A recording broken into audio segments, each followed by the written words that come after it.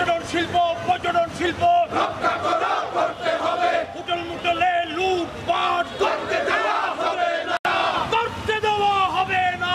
Hotel মোটেলে লুটপাট শিল্প রক্ষা করা করতে হবে। হোটেল মোটেলে তাণ্ডব করতে দেওয়া হবে না। গত 2 দিন ধরে আমাদের উপর যে বিজয়ের পর থেকে যে আমাদের উপর অত্যাচার শুরু হয়েছে, সেটা নীরবে যাদের অর্জনটা একেবারে দুলের সাথে মিশিয়ে দেওয়ার মতো। আমি গত 2 ঘন্টা আগে লাবণী পয়েন্টে একটি দোকানে কিছু নামদারি ছাত্রদলের বা যুবদল নাম দিয়ে ওরা তালা মারতে গেছিলো।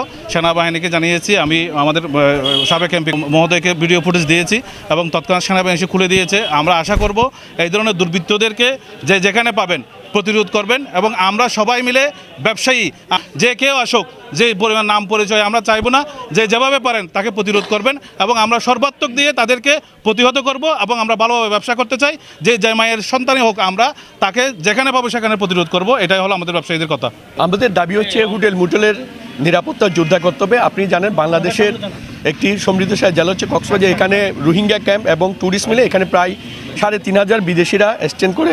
কক্সবাজার যদি কোনো বদনাম হয় তাই সেটি সারা পৃথিবীতে ছড়িয়ে পড়বে। আমরা যে সভ্য জাতি এটি আমরা দেখাতে চাই। ইতিমধ্যে আমাদের ইকরা বিচ রিসোর্ট, হোয়াইট বিচ এবং গ্রিন নেচারে এই আগুন দেওয়া হয়েছে। পাশাপাশি আমাদের মিল্কি ওয়ে সহ কয়েকটি হোটেলে চাঁদাবাজি হয়েছে এবং কয়েকটি হোটেলে নীরবভাবে চাঁদাবাজির জন্য ইতিমধ্যে চিঠি পাঠিয়েছে। তো আমরা মনে করি কক্সবাজার বাংলাদেশের একটি অহংকার। সারা পৃথিবীর মানুষ এখানে আসে। এখানে যদি এরকম সন্ত্রাস চাঁদাবাজি চলে, সব ধর্মের সব মানুষের একটি মিলন মেলা হয়। এখানে বিভিন্ন ধর্মের বিভিন্ন মানুষেরা প্রতি বছর এখানে বেড়াতে আসে। এখানে যদি আইনশৃঙ্খলা রক্ষা করা না যায় তাহলে বাংলাদেশ বদনামের মধ্যে পড়বে এবং সারা দেশের মানুষ এখানে আসতে দ্বিধাগ্রস্ত হবে। বাংলাদেশের পর্যটন রাজধানী কক্সবাজারের শান্তি শৃঙ্খলা বজায় রাখার জন্য আমরা কক্সবাজারবাসীর সকল নাগরিকের ঐক্যবদ্ধ এবং ঐক্যবদ্ধ প্রচেষ্টায় কক্সবাজার 12 নম্বর ওয়ার্ড সহ পর্যটন শহরকে আমরা সুশৃঙ্খলভাবে রাখতে চাই।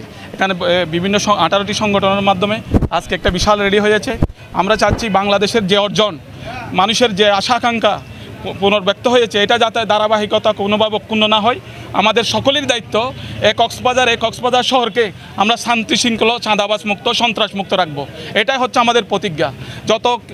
সবাইকে বলবো আমরা ঐক্যবদ্ধ থেকে 12 নম্বর ওয়ার্ড সহ পর্যটন শহরের সকল দায়িত্ব আমাদের জনগণের ঐক্যবদ্ধভাবে নিতে হবে, যাতে সন্ত্রাসী কোনো কার্যক্রম এই শহরে না হয়। দীর্ঘদিনের দুর্বৃত্তায়নের বিরুদ্ধে যে সংগ্রাম, তার ছাত্র জনতার সংগ্রামের মধ্য দিয়ে একটি সরকারের পতন হয়েছে। সরকারের পতন হওয়ার পরে স্বভাবতই সারা বাংলাদেশ ব্যাপী আইন শৃঙ্খলার অবনতি হয়েছে। এখন আমরাই নিজেরাই সৈনিক, নিজেরাই নিজের নিরাপত্তা করছি।